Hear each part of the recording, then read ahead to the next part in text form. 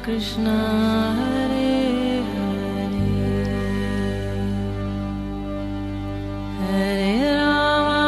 हरे राम राम राम हरे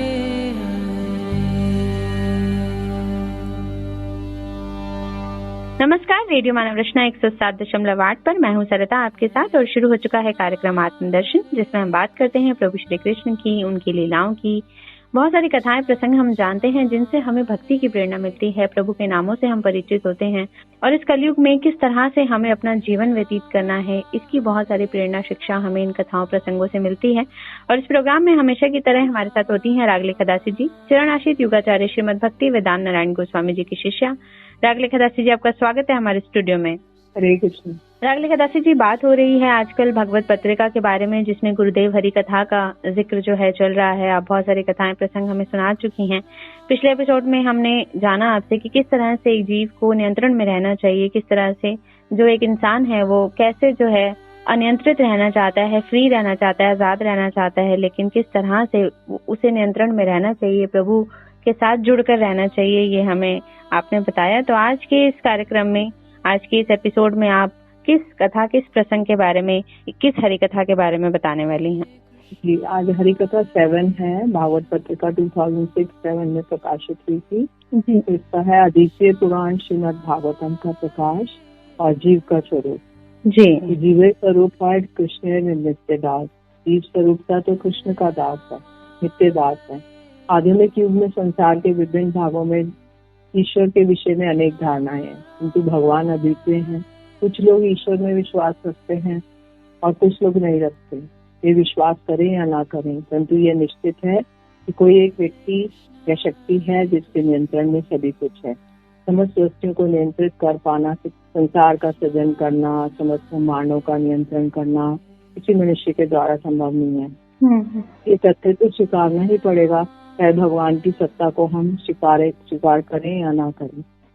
मृत्यु एक सत्य है, बात में को संसार में कोई भी अस्वीकार नहीं कर सकता। मृत्यु तो अवश्य भावी है, मृत्यु तो आएगी, झूठ सत्य है। चाहे वे आस्तिक हो या नास्तिक, उन सभी को मानना पड़ेगा।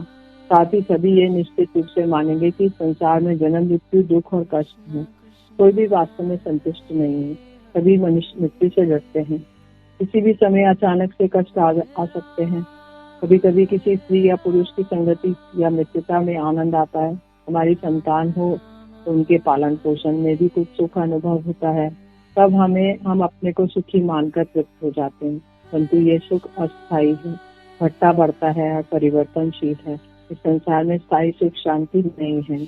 ऋषि और मुनियों ने इस सत्य की खोज की है कि जिनसे संसार की उत्पत्ति होती है, संसार का भरण पोषण होता है, जिनमें ये संसार पुनः समा जाता है, वही व्यक्ति या शक्ति ही भगवान है। अंग्रेजी भाषा में जिसे गॉड कहते हैं, अर्थात गॉड मतलब जी मतलब जनरेटर, ओ मतलब ऑपरेटर, डी मतलब डिस्ट्रॉयर, सृष्टिकर्ता, पालनकर्ता, विनाशकर्ता। यदि हम भगवान के प्रति श्रद्धा नहीं रखेंगे तो उनकी सेवा नहीं करेंगे तो हम सुखी नहीं हो सकते। भगवान समस्त प्रकार के ऐश्वर्य और समस्त शक्तियों से युक्त हैं। वे अत्यंत कृपालु भी हैं। वे चाहते हैं कि अनेक प्रकार के कष्ट भोगने वाले सभी प्राणी उनकी शरण में आ जाएं और उनकी सेवा करें, उनका कीर्तन करें, उन्हें स्मरण करें। सभी जीव सर्वदा सुखी रह सकता है। हमें ये भी जानना आवश्यक है कि ये शरीर आत्मा नहीं है और न ही ये मन आत्मा है। स्थूल शरीर और सूक्ष्म मन केवल आवरण मात्र हैं, तो ये शरीर या मन जो है वो आत्मा नहीं है। इन दोनों आवरणों के अंदर आत्मा विद्यमान है। यही भूलने के कारण हम भगवान को भी भूल बैठे हैं। भगवान एक व्यक्ति हैं, रस के समुद्र हैं, अत्यधिक बलशाली हैं। हमें उनके विषय में जानकर उनकी सेवा करनी चाहिए। इसी के द्वारा हमारा जन्म, मृत्यु, दुख, कष्ट से परे हो जाएगा। तभी हम पूर्णतः संतुष्ट और सर्वदा सुखी हो सकते हैं। इसके अतिरिक्त और कोई उपाय नहीं है। संसार के विभिन्न देशों में, चाहे वे चीन हो, रूस हो या अमेरिका हो, अलग अलग जीवन शैली है, किंतु आत्मा सर्वत्र है, समान है और नित्य है। परंतु साधु संघ के अभाव में हम कृष्ण को अधिक से अधिक भूलते जा रहे हैं। भारतवर्ष में वैदिक संस्कृति के निगुण, गंभीर और अति उन्नत ज्ञान के द्वारा आत्मा का अनुसंधान करना संभव है। ईश्वर प्रत्येक जीव के अंदर और बाहर दोनों ओर विद्यमान है। केवल शुष्क ज्ञान के द्वारा ही नहीं, भगवत अनुभूतियों के द्वारा भी इन संतों ने ये प्रकाशित किया है कि भगवान के साथ अनेक प्रकार के संबंध स्थापित किए जा सकते हैं। नेत्र दर्शन या जरिए भौतिक ज्ञान के द्वारा इन संबंधों की ना तो कल्पना की जा सकती है, ना ही प्रत्यक्ष रूप में ऐसा देखा जा सकता है, और ना ही इनकी अनुभूति हो सकती है। तथापि गुरु परंपरा के द्वारा प्राप्त एक सिद्ध ज्ञान है जिसे स्वयं भगवान कृष्ण ने प्रदान किया है। कृष्ण ने ये सिद्ध ज्ञान ब्रह्मा जी को दिया, ब्रह्मा जी ने नारद जी को दिया, नारद जी ने व्यास जी को, व्यास जी ने सुखदेव जी को। इस प्रकार ये सिद्ध ज्ञान का इस जगत से अवतरण हुआ। हमें इस गुरु परंपरा का विश्वास करके यथाशक्ति इसका अनुसरण करना चाहिए। भगवान वास्तव में कैसे हैं, वे किस प्रकार सर्वशक्तिमान है, इतने दयालु किस प्रकार है, हमारा उनसे क्या संबंध है, इसकी अनुभूति करके हमें नित्य उनकी सेवा में किस प्रकार हम नियुक्त हो सकते हैं। श्रीमद् भागवतम में भी इन सभी विषयों का विस्तृत विवेचन है। मैं श्रीमद् भागवतम के दशम स्कंद के वर्णित इस विषयों की व्याख्या देना चाहता हूँ। गुरुदेव कह रहे हैं, यह आप सबको रुचिकर होगा और भक्ति योग साधन में भी सहायक होगा। बिना भक्ति योग के किसी चीज वस्तु की या भगवत अनुभूति नहीं हो सकती। भगवान बड़े कृपालु हैं, इसी गुण के कारण वे कभी कभी जीवों पर कृपा करने के लिए संसार में अवतरित होते हैं। वे विभिन्न रूपों से अवतार ग्रहण करते हैं, जैसे मत्स्य, कूर्मा, वराह, नरसिंह, वामन, परशुराम, राजा रामचंद्र, अखंड गुरु तत्व बलदेव, बुद्ध, कल्की। ये सब 10 अवतारों के मूल अवतारी स्वयं भगवान कृष्ण ही हैं। जब वे इस धराधाम पर अवतीर्ण होते हैं तब मनुष्य तो क्या, पशु पक्षी, मृग, लता, वृक्ष सभी को आकर्षित कर लेते हैं। ये भी जानना आवश्यक है कि लता, वृक्ष, जल, धूलि आदि में भी आत्मा होती है। इसके अतिरिक्त पशु, मछली, अंडे आदि में देवताओं में भी आत्माएं हैं। इस प्रकार भक्ति योग का साधन करने से ये सब अनुभूतियां धीरे धीरे स्वयं ही होंगी तथा भक्ति की प्राप्ति होगी। भक्ति क्या है? 2 वस्तुएं नित्य हैं, एक परमात्मा और एक जीवात्मा। यहाँ परमात्मा से स्वयं भगवान श्री कृष्ण का तात्पर्य है और सर्वात्मा श्री कृष्ण से अगणित अनंत जीव प्रकटित रहते हैं। जब जीव प्रेम धर्म का अवलंबन करके भगवान के निकट आता है और उसी प्रेम को हम भक्ति योग कहते हैं। और जीव 2 प्रकार के हैं, नित्यबद्ध और नित्य मुक्त। नित्य मुक्त जीव अपने शुद्ध स्वरूप में गोलोक, वृंदावन, वैकुंठ में अनादिकाल से श्री कृष्ण की सेवा में तत्पर है। दूसरी श्रेणी में जीव माया के द्वारा आवृत होने के कारण केवल देह और देह संबंधी जड़ वस्तुओं में सेवा करने योग्य होते हैं। तो ये बद्ध जीव हैं, एक है मुक्त जीव। ये नित्यबद्ध जीव हैं और जन्म मृत्यु के चक्कर में फंसे हैं। ये बद्ध जीव सर्वदा दुख भोगते हैं। उन्हें अपने नित्य चित स्वरूप की प्राप्ति कैसे हो सकती है? इसका उपाय है भक्ति योग का साधन, जिसका प्रारंभ श्रद्धा से होता है। तत्पश्चात दृढ़ता पूर्वक साधन करते रहने से निष्ठा, रुचि, आसक्ति, भाव उदय होता है। प्रेम के विभिन्न स्तरों को समझने के लिए श्री कृष्ण की विभिन्न लीलाओं का वर्णन करना चाहिए। अधिकतर लोगों को बहुत अधिक सिद्धांत सुनना रुचिकर नहीं होता। यदि हम उन्हें श्रीमद् भागवत के अनुसार बताएं कि श्री कृष्ण किस प्रकार इस धराधाम में पधारे, कैसे उन्होंने विभिन्न असुरों का वध किया, कैसे साधुओं की रक्षा की, कैसे वे विभिन्न लीलाएं करते हैं, तब वे भक्ति योग अधिक आकर्षक लगेगा। इसी अमल पुराण श्रीमद् भागवतम को श्री सुखदेव गोस्वामी ने परीक्षित महाराज जी को सुनाया था। जी, बहुत ही सुंदर वर्णन जीव का स्वरूप आज रागले खदासी जी ने बताया कि किस तरह से जीव 2 प्रकार के होते हैं। जो बंधे हुए हैं मोह माया में वो अलग हैं, और जो प्रभु की शरण में हैं, प्रभु की सेवा में हैं, वो अलग हैं। और बहुत सारा स्वरूप है जीव का, अलग अलग धर्म जाति के लोग हैं, लेकिन समझने वाली बात यह है कि सब जो है उस परमात्मा के ही अंश हैं, उस प्रभु के ही बनाए हुए हैं, चाहे वो कहीं भी हैं दुनिया में। और इस बात को समझने और जानने की बहुत ज्यादा जरूरत है कि हम सब उसी परमात्मा के बच्चे हैं। आगे और भी जानेंगे रागले खदासी जी से इसके विषय में, लेकिन एक छोटे से ब्रेक के बाद सुनते हैं एक प्यारा सा भजन, फिर लौट कर आते हैं। आप जुड़े रहिए रेडियो मनोरचना 107.8 के साथ कार्यक्रम आत्मदर्शन में। Feel good, feel live.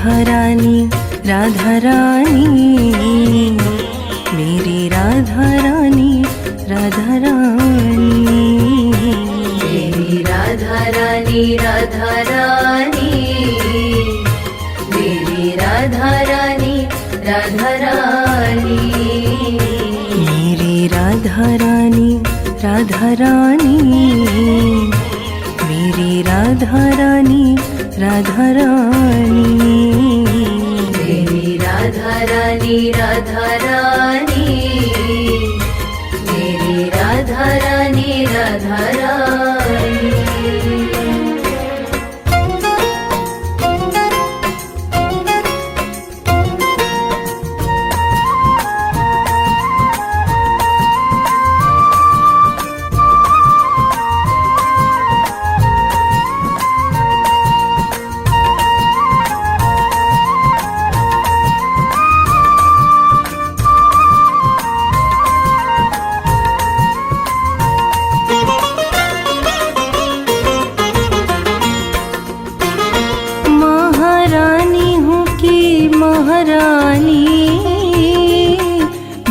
Radha Rani, Radha रानी, महारानी हूँ की महारानी, मेरी राधा रानी, राधा रानी, महारानी हूँ की महारानी, मेरी राधा रानी, राधा रानी,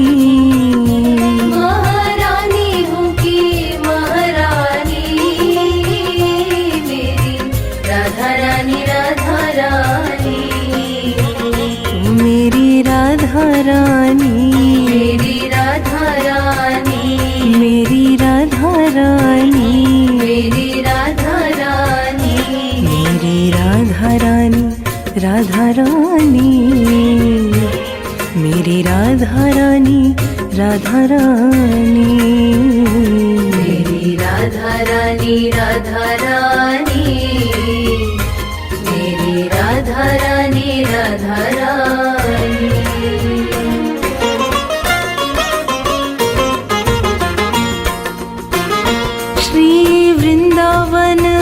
ठाकुरानी,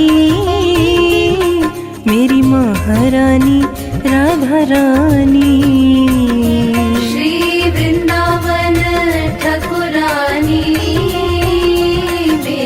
मेरी महारानी, राधा रानी, श्री वृंदावन ठाकुरानी, मेरी महारानी, राधा रानी,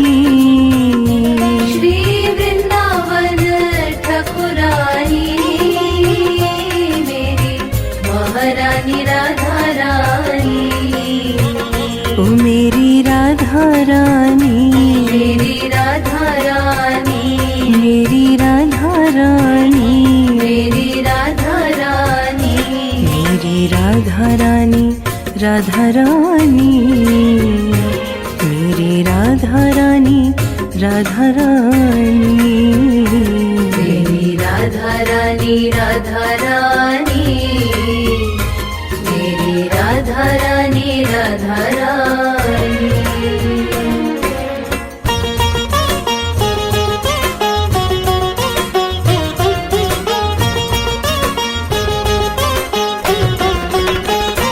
गुरु की कृपा ते जानी, तू ही मेरी राधा रानी, गुरु की कृपा ते जानी, तू ही मेरी राधा रानी, गुरु की कृपा ते जानी, तू ही मेरी राधा रानी, गुरु की कृपा ते जानी,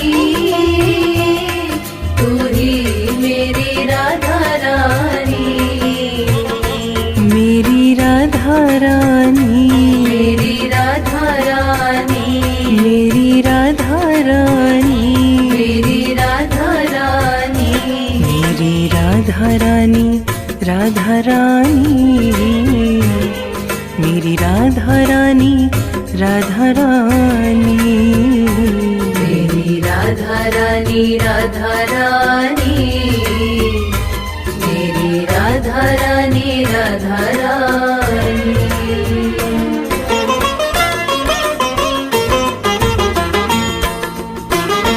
है कृपालु अति ठकुरानी, मेरी महारानी राधा रानी। है कृपालु अति ठकुरानी, मेरी महारानी राधा रानी। है कृपालु अति ठकुरानी, मेरी महारानी राधा रानी। है कृपालु अति ठकुरानी, मेरी महारानी राधा रानी। मेरी राधा रानी, मेरी राधा रानी, मेरी राधा रानी, मेरी राधा रानी। मेरी राधा रानी, राधा रानी, मेरी राधा रानी, राधा रानी। मेरी राधा रानी, राधा रानी, मेरी राधा रानी, राधा रानी। ओ मेरी राधा रानी, मेरी राधा रानी, मेरी राधा रानी, मेरी राधा रानी। मेरी राधा रानी, राधा रानी, मेरी राधा रानी, राधा रानी।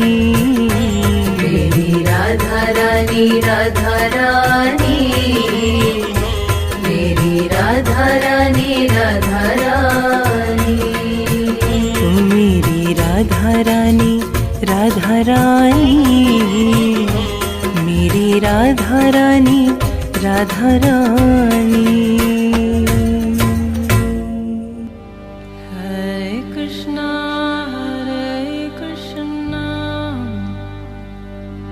कृष्णा कृष्णा हरे हरे,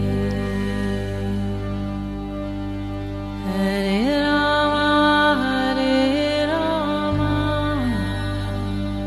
राम राम हरे हरे। स्वागत है आप सभी का एक बार फिर रेडियो मानव रचना 107.8 पर। मैं हूं सरता, आपके साथ कार्यक्रम है आत्मदर्शन, जिसमें बात हो रही है भागवत पत्रिका से गुरुदेव हरि कथा के बारे में, जिसके 7वें प्रसंग पे हम हैं, जो श्रीमद् भागवत का प्रकाश और जीव का स्वरूप का वर्णन कर रहा है। और अभी हमने जाना कि किस तरह से जीव का स्वरूप होता है, और 2 प्रकार के जीव होते हैं, प्रभु की शरण में होते हैं, एक मोह माया में होते हैं, और किस तरह का जीवन होना चाहिए एक मनुष्य का इस कलयुग में जीते हुए। ये सारी बातें भी हम इस प्रोग्राम के अंतर्गत जानते हैं। और श्रीमद् भागवत का जो प्रकाश है, यानी कि उसकी जो ज्योति है, उसका जो ज्ञान है, वो कितना जरूरी है हम सबके लिए। जी राग लेखा दस्ती जी, इस कड़ी में बताएं आप आगे। लगभग 5000 वर्ष पूर्व परीक्षित नाम के एक अत्यंत शक्तिशाली विद्वान राजा हुए। वे अर्जुन और सुभद्रा, कृष्ण की जो बहन थी, के पौत्र और अभिमन्यु और उत्तरा के पुत्र थे। इस कलयुग कुल में जन्म लेने के कारण परीक्षित महाराज कृष्ण से संबंधित थे। एक बार वे दिग्विजय करने के लिए निकले। दिग्विजय मतलब सारी दिशाओं में विजय प्राप्त करने के लिए। वापस लौटते समय उन्हें बहुत जोर से भूख और प्यास लगी। कहीं पानी न देखकर वे शमिक ऋषि के आश्रम में गए। ऋषि शांत भाव से आंखें बंद करके भगवत चिंतन कर रहे थे। वे अपने देह की सुध बुध भूलकर कृष्ण लीला चिंतन में डूबे हुए थे। राजा परीक्षित ने उनसे पानी मांगा। ध्यान मग्न ऋषि राजा की मांग को नहीं सुन सके। वे शांत भाव से बैठे रहे। 2-3-4 बार पानी मांगने के पर भी ऋषि का ध्यान नहीं टूटा। राजा परीक्षित कुछ क्रोधित हो गए। वे सोचने लगे, मैं यहाँ का राजा हूँ और प्यास से छटपटा रहा हूँ, किंतु ये ऋषि मुझे पानी तक नहीं पिला रहे हैं। वैष्णव को दयालु और विनीत होना चाहिए, परंतु ये तो चुप बैठे हैं। यदि ये मेरा सम्मान नहीं कर रहे तो मैं इन्हें कुछ दंड देता हूँ। ये ब्राह्मण है, इस कारण मैं इन्हें अपशब्द नहीं बोल सकता, किंतु मैं इन्हें एक माला देता हूँ, एक सर्प की माला। वहीं पास में एक मरा हुआ सर्प था। राजा ने धनुष की नोक से उसे उठाकर ऋषि के गले में माला की भांति पहना दिया और चले गए। राजा परीक्षित एक धार्मिक व्यक्ति थे और श्री कृष्ण की गोद में खेले थे। वे आचार विचार भी जानते थे। वे भ्रमित क्यों हो गए? क्या ये माया थी? माया उनके निकट नहीं आ सकती, किंतु योग माया आ सकती है।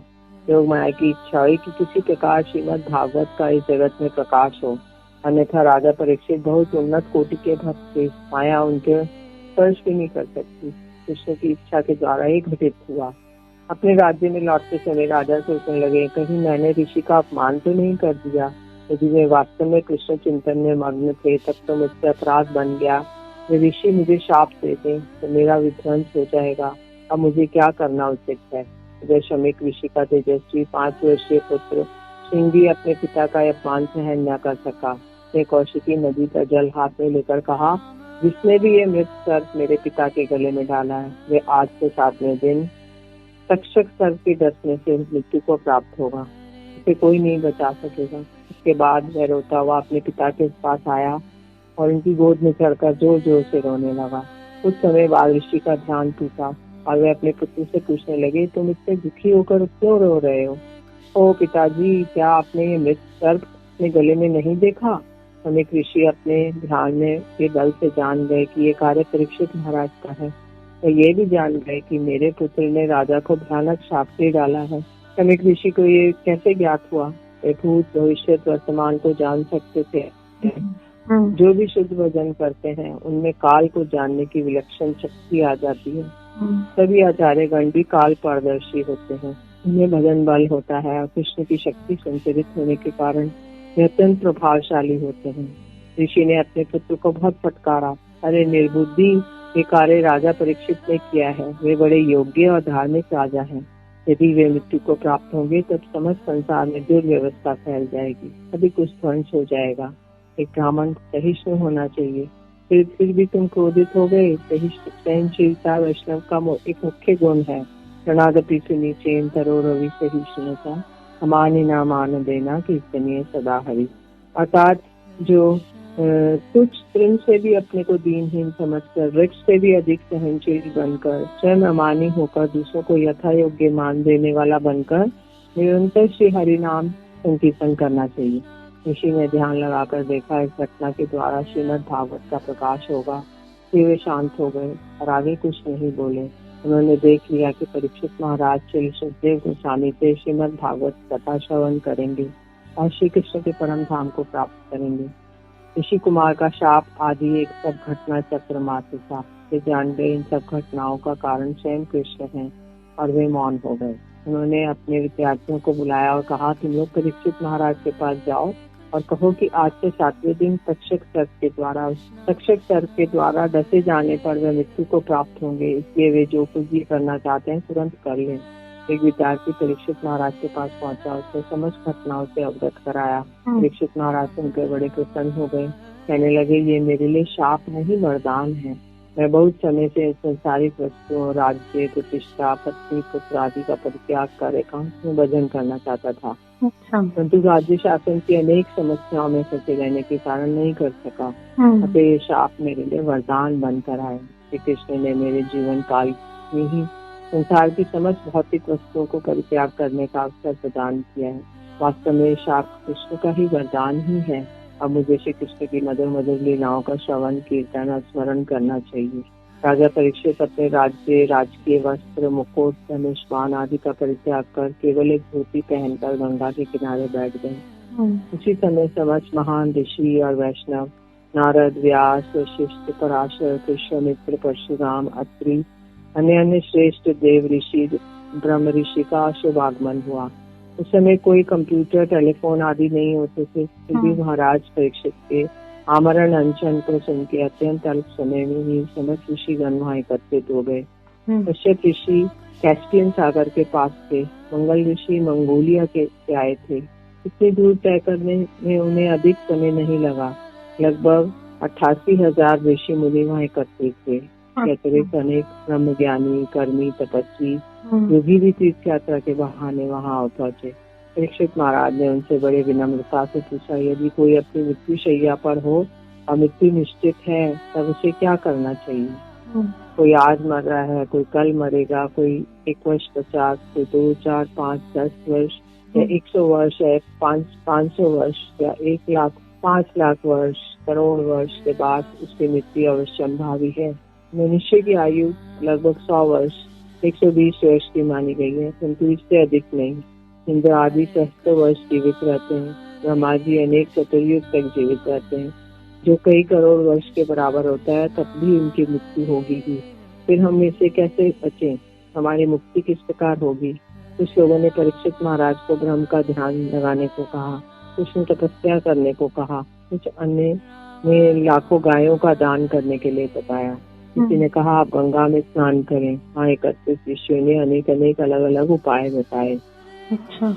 इस भ्रांतिपूर्ण वातावरण के मध्य एक 16 वर्षीय अत्यंत सुंदर सुकुमार नवयुवक आते दिखाई दिए। उनका शरीर नग्न धूल से ढका हुआ था। कुछ बच्चे और स्त्रियां उन्हें घेरे हुए थे और उन पर पत्थर और धूल फेंक रहे थे, तरह तरह से उन्हें परेशान कर रहे थे, किंतु वे शांत प्रेयत भाव से चल रहे थे। उनको आता देखकर समस्त ऋषि मुनियों की सभा उनके स्वागत के लिए करबद्ध होकर खड़ी हो गई। व्यास जी, नारद मुनि, पराशर मुनि आशीर्वचन कहने लगे, मंगलम भवतु। परीक्षित महाराज ने श्री सुखदेव गोस्वामी का स्वागत किया और उन्हें एक उच्च आसन पर प्रदान किया। जी, तो बहुत ही खूबसूरत प्रसंग चल रहा है राजा परीक्षित का कि किस तरह से उन्हें श्राप मिला, लेकिन उन्होंने उस श्राप को एक वरदान के रूप में ग्रहण किया है। और अब हम जान रहे थे रागलिका दासी जी से कि सुखदेव गोस्वामी जी वहाँ पर आ पधारे हैं। तो अब क्या होता है आगे इस कड़ी में, इस कहानी को जारी करेंगे अपने अगले एपिसोड में, क्योंकि वक्त हुआ है अभी आप लोगों से इजाजत लेने का। तो रागलिका दासी जी, आपका बहुत बहुत शुक्रिया हमारे स्टूडियो में आने के लिए। हरे कृष्ण। तो श्रोताओं, अगले एपिसोड में जानेंगे इस 7वें जो भाग की हम बात कर रहे थे, जीव के स्वरूप और श्रीमद् भागवतम के प्रकाश की। इसमें सुखदेव गोस्वामी जी का आगमन हो चुका है, उनको राजा परीक्षित ने एक आसन प्रदान किया है। इसके बाद ये कथा हम अगले एपिसोड में सुनेंगे, लेकिन आज के लिए हमें दीजिए इजाजत और सुनते रहिए रेडियो मानव रचना 107.8 पर आने वाले अन्य कार्यक्रमों को भी। Feel good, feel live.